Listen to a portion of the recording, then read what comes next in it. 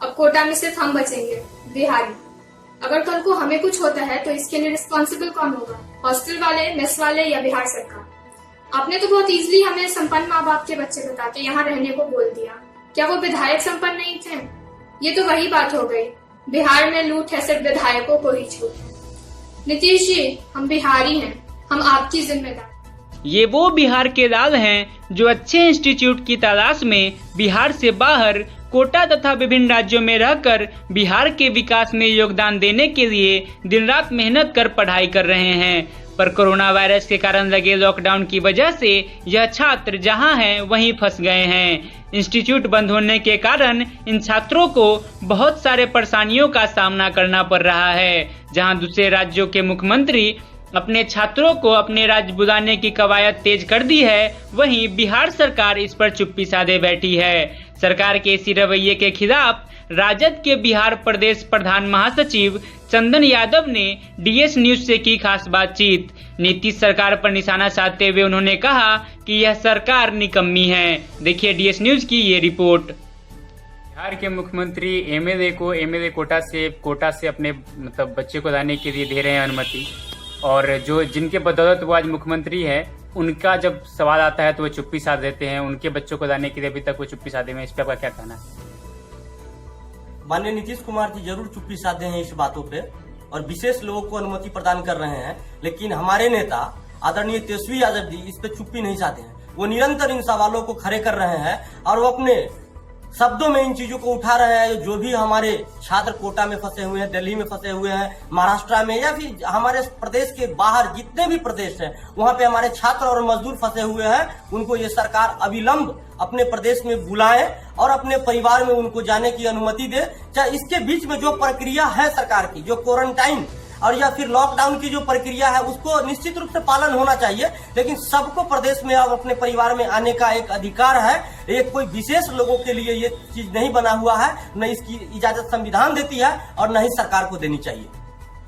आप राजद के इतने बड़े चेहरे हैं तो आप क्या कर रहे हैं जनता के लिए? इस कोरोना वायरस का जो अभी आर्थिक मंदी अभी चला है, बहुत सारे लोग जॉबलेस हो गए हैं या फिर हो जाएंगे कुछ दिनों में, जैसा क्या शंका लगाया जा रहा है, तो आप क्या कर रहे हैं?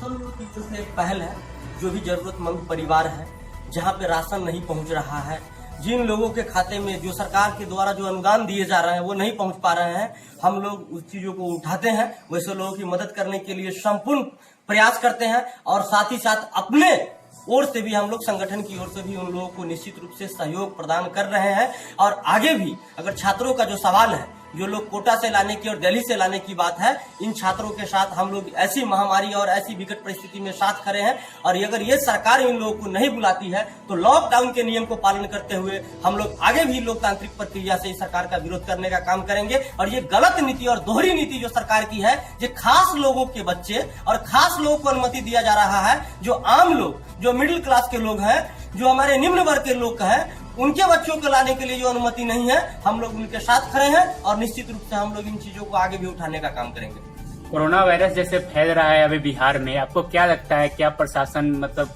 जो अभी सरकार है उससे कहीं चूक हुई है इस चीज को लेकर, इसके सतर्कता बरतते हुए कहीं चूक हुई है जिसकी वजह से? भारत सरकार से ये चूक हुई है। जिस समय हमारे बिहार में सबसे पहला मरीज 30 जनवरी को पाया गया, जो हमारे यहाँ के भारत के ही रहने वाले जो मेडिकल के छात्र जो वुहान में जाके वहां से मेडिकल की तैयारी कर रहे थे, 30 जनवरी के सबसे पहले वो अगर हिंदुस्तान आए तो उनके अंदर कोरोना पॉजिटिव पाया गया। उसके बाद दूसरा मरीज हमको 2 फरवरी को मिला है।